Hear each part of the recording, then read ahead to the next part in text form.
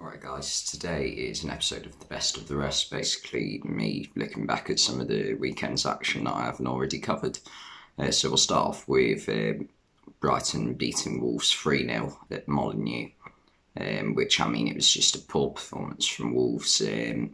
Recently it feels like watching the Wolves of last season. They've been nowhere near as good defensively in the past couple of months as they were for the majority of the season. Hence why they're in eighth, because attacking they haven't really been that good all season. And the thing that confuses me about Bruno Lage recently is I don't understand why he's sort of switched the formation up a bit. He's taken one of his attacking players and put them into a central midfield position, which I don't think's needed, because Wolves already play with three at the back, so I don't see the need in another three players in midfield that are all defensively minded.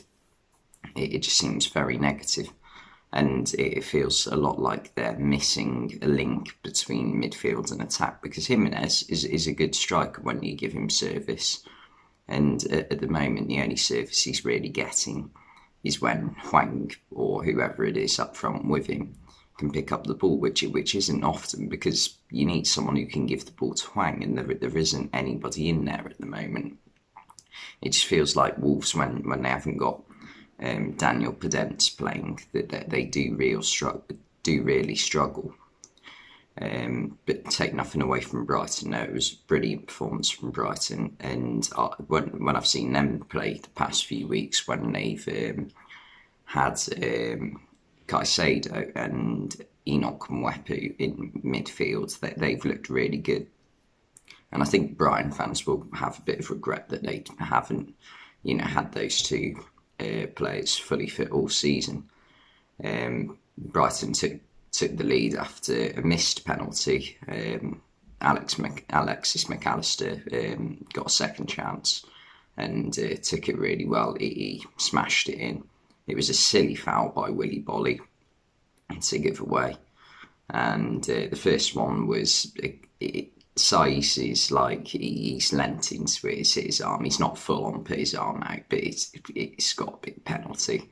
And McAllister hit the post from the first one, so he was a bit unlucky there. But yeah, they're just nowhere near as good defensively, either Wolves, as they have been. I guess you could put some of that down to the fact that they are missing Max Kilman, who's been superb for them this season. But also, aside from him, they aren't really missing anybody else. They've had Semedo playing, and they've had Aït-Nouri or Castro playing, Johnny Castro, sorry. And yeah, just I can't really work out what it is that's gone wrong for them recently. Just like lapsing concentration a lot of the time. Brighton were then in control for the entire game, to be honest. Trossard made it 2-0 in the second half. He cut inside Coutinho with a fair amount of ease and had a fairly simple finish from that point. And right at the end of the game, Yves Bissouma completely wrapped it up, made it 3-0.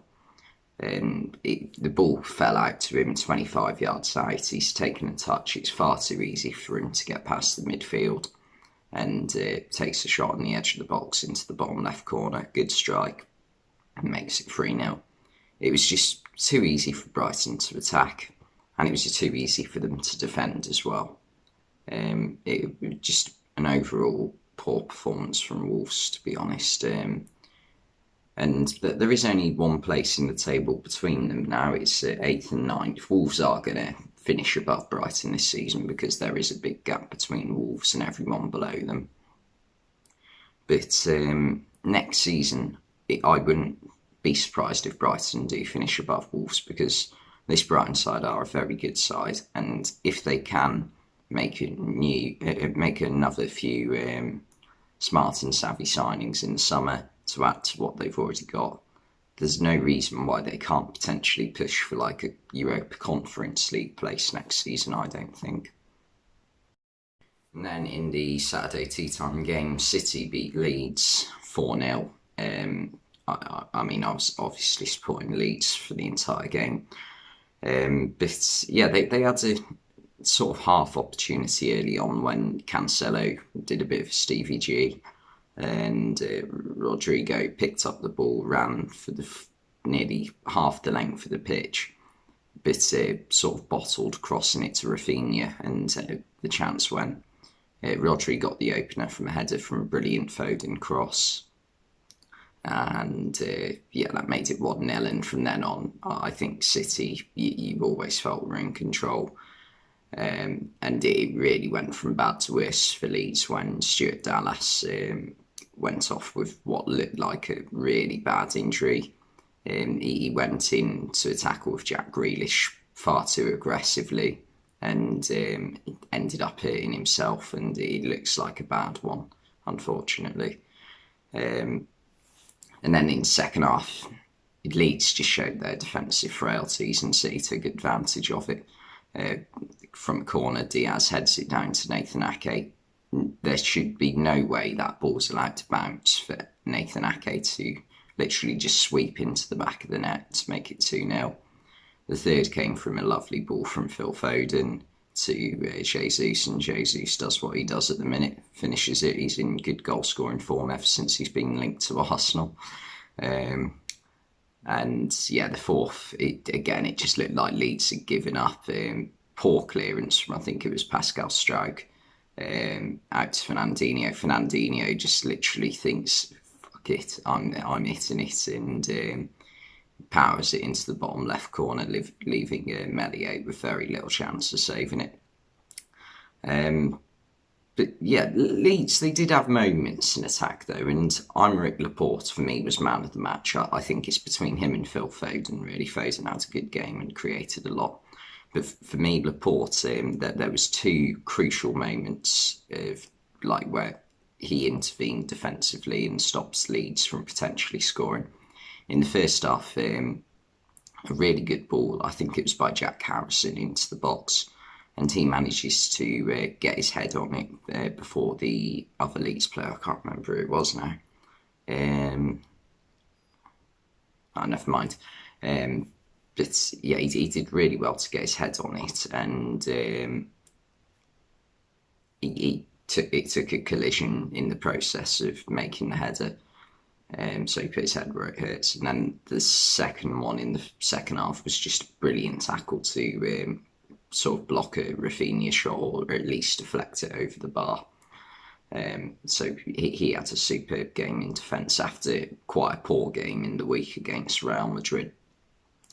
I think also, once again, this game showed how important players like Rodri and Fabinho are to Man City and Liverpool. I think they are two of the most important players because they control a lot of the game. Rodri was crucial. He made the lung-busting run back to stop Rodrigo early on from like potentially getting a shot off on goal. And overall just had a really good game. Of course, he scored the winner. But for his goal, though, I did feel as though when the cross was put in and Calvin Phillips, like that, first of all, Leeds' defensive line just disappears. So there's like every Man City player's played onside. And Phillips, the ball goes over him, but he sort of like leans his head into it. But he doesn't jump at all, and you just watch it and you think if he jumps, he heads it, surely. But no, it just goes over him, and Rodri glances it in really well. But yeah, I just don't think Leeds' defenders on the day. I think Ayling's all right. Dallas is good, but obviously went off injured. Firpo I don't like. Every time I've watched him this season, he's been poor. And Robin Koch and Pascal Struijk, I just don't think are really Premier League quality. They do screen Championship standards. Obviously, Liam Cooper was in the starting 11, but had to come off before the game even started, so that didn't help Leeds either. And then on Sunday, 2 o'clock kickoff, Tottenham beat Leicester 3-1 at home. And yeah, it was a game you always thought Tottenham would win, but they were a bit slow starting in the game. It did take Patson Daka hitting the post for Tottenham to sort of wake up a bit. Heung-min Son whipped in a corner. Harry Kane is completely free. It's poor marking from Leicester. And I think that is one of Leicester's frailties under Brendan Rodgers, is that they like just. I remember he was poor at Liverpool, Rodgers, for marking like in on set pieces. Liverpool used to concede loads of goals from these sorts of areas, and yeah, just far too easy for Kane to nod it in, and yeah, that made it 1-0, and from then on Leicester were always going to struggle a bit. But and even then, like about 5 or 10 minutes after, Nampalys Mendy just plays a horrific back pass to nobody really. There was nobody in the position at all, and Harry Kane's just there to pick it up. Luckily, Schmeichel manages to close him down and like narrow down the area Kane can shoot at, and he eventually saves it. But it was just shocking defensively from Leicester. Like, people aren't looking where they're passing the ball, which you know it isn't really good enough. And in the second half, Heung-min Son, it was pretty much just the Heung-min Son show in the second half. Brilliant by Christian Romero to win the ball back in midfield, not once but twice. The first time he sort of the ball sort of runs free and he goes into a 50-50 tackle. I can't remember who it was with, but whoever it was, he just completely clatters them, wins the ball breaks to Dejan Kulusevski, and Kulusevski slides it through to Heung-min Son really nicely, and Son sort of on the swivel hits it with his left foot into the bottom corner he's coming away from. So that was a really smart finish. And I mean, the third goal, the second, Heung-min Son's second, but the third goal for Tottenham, it's just a thing of beauty. Son just takes a touch, opens his body up 25-30 yards out, probably closer to 25 than 30, and just weaker foot, left foot, just whips it into the top left corner. Superb finish. And gave Kasper Schmeichel absolutely no chance with it. And you just see the reaction from the Tottenham players. You see Højbjerg just behind Son when they're celebrating, and he just literally goes like that in disbelief. Conte was absolutely loving it on the bench. But it couldn't be a Tottenham performance without a slight bit of disappointment. Like right at the end, the commentators just saying, he says something like Spurs will be hoping to keep a clean sheet. And as he says clean, Kelechi Iheanacho from just outside the box strikes one right into the bottom right corner. Lloris sort of gets a hand to it, but only tips it onto the inside of the post and goes in. And as he says sheet, it's already in the back of the net. Which, you know, there was nothing Tottenham could really do about it, to be honest with you. It was more of a great strike than anything from Iheanacho, who I thought had a really poor game. Besides his goal, he just struggled to get involved at all, to be honest. And yeah, Leicester altogether weren't great, though. I'm struggling to see how they are going to get back next season to, you know, being a top six side, which they had been the 2 seasons prior to this one. So yeah, they need to do something in the transfer market. They need a centre back, because Soyuncu and Amate haven't been good enough this season. I know Johnny Evans and Wesley Fofana are to come back, but they need another one, I think.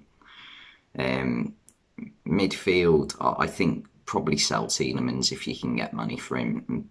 Maybe play Dewsbury Hall and Ndidi, and then another attacker, I think, as well, because Jamie Vardy is coming to the end now, and also Iheanacho and Daka aren't consistent enough. They're good on their day, though. But yeah, anyway, thanks for watching, and I'll see you next time.